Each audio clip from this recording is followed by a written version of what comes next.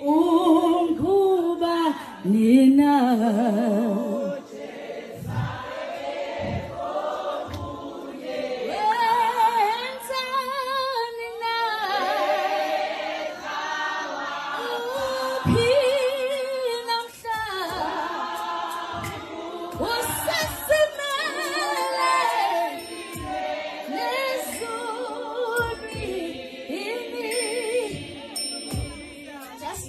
understanding encanyane ukuthi mawuthi okay ukuthi masithi lo mhlengi baningi abantu abasibona singafanelekile kuba la sikhona muningi umuntu lalela ngathi ngiyatshela ukuthi kwayi mina ngiyiboni ukuthi mhlawumbe kufanelekile kodwa sengithemba into uNkulunkulu enayaziyo lento uNkulunkulu ayibonile wayithemba ukuthi ngithema ngikwenza ngafaka kuwena ukuthi wena uzokumela uA B no C kangokuthi mina ayikosami ngoba sisisana ukuthi ngisho ukuthi hayi mina mhlawumbe ngikuboni ngelinye ilanga ipicnic la ngakubona khona kodwa ngokuthemba uNkulunkulu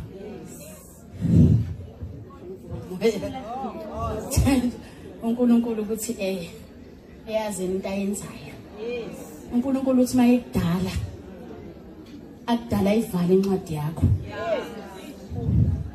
akudala ivale incwadi yakho azi manje ngizwa yini ayidale ayivale incwadi yakho okunye uzofika la endleleni uNkulunkulu usuke sefuna ukuthi uthembe amathuluzi awakhile kuwena maye kwakha uyidala uthema ayidala wakudala wayivala incwadi yakho wafaka amathuluzi wonke azomelana nayo yonke into ayaziyo yena ukuthi uzodibana nayo so usuke sefuna ukuthi uthembe amathuluzi wonke awafakile kuwena base ngenxa ukuthi uNkulunkulu samthanda simthembi ayi nje mugayi nokungathembeki kwezinye izikhathi unokuyibona ukuthi haya ngimthembi kodwa fanele uthembe leya nto leya athi mayakha wena wayenza yonke wayiqeda wayivala incwadi yakho angikhathali ukuthi uthemba kathandi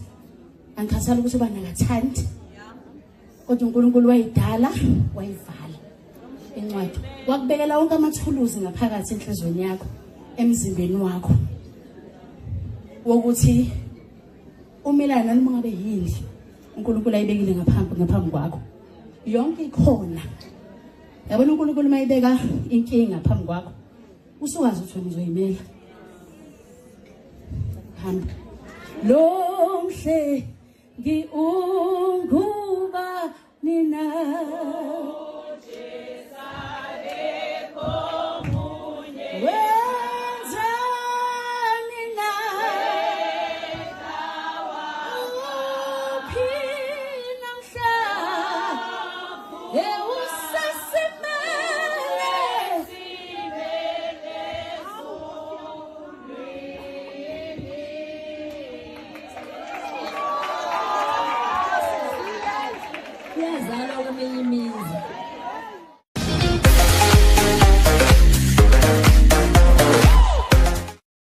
Ayike bakethi nezizwele lo bekumama wesizwe indlovukazi yesilo uMisuzulu'S Queen KaMayisela emcimbini woKhozi FM la ebemenywe khona and she respected the invite guys. She is a singer by profession. Kule video ke ubalula into ebaleke kakhulu ethi ke noma ngabe umuntu udlula kwini empilweni uNkulunkulu usuke ethemba amandla namathuluzi asuke ewafake kuye okubhekana nanoma yisiphi isimo asuke ebhekene naso ngaleso sikhathi. Uthi ke uNkulunkulu uJehova uye umhlengi njengoba becula icwele lithi lo mhlengi ungubani. Ngicaphuna a few comments from abantu abacommentile kule video biposto uKhozi. The first person said ukuthobeka abantu kuma wethu siyabonga mama wethu ngizwile mina your voice darling bantu and sizokulalela uJehova kupha amandla njengoba ekugcobile mama siyakuzwa futhi sikulalele we are blessed as Zulu nation siyakuthanda siyakuhlonipha uNkulunkulu uNkulunkulu wethu, you are God sent Ndlunkulu, powerful and profound. Then unokuphila wathi ngaze ngakuthanda mama wesizwe, ngathi ngiyayizwa lento izwa inkosi idinga vele umama owazanayo noThixo. Kunezwe lithi when the righteous prosper the city rejoices.